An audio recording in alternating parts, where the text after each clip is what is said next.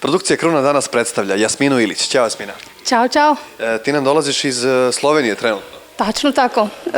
25 km od Ljubljane gore prema aerodromu Brnik. Da, evo mi smo danas u Klagenfurtu u klubu Extreme, pričamo malo sa tobom i uživamo u tvojoj pesmi. Šta si nam to lepo pripremila za danas, odnosno čije to pesme najviše voliš da zapevaš?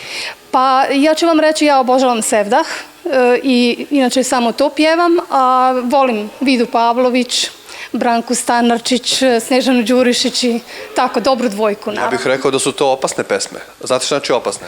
Pa dobro, znam šta znači, zato se i trudim da baš to izvodim. Da, prvo opasne jer su teške za pevača, a drugo opasne za slušalca koji može da popije uz njih. Pa, to i treba, pesma zato služi. Da, a opet opasne po novčanik jer mora da padne neki bakšiš.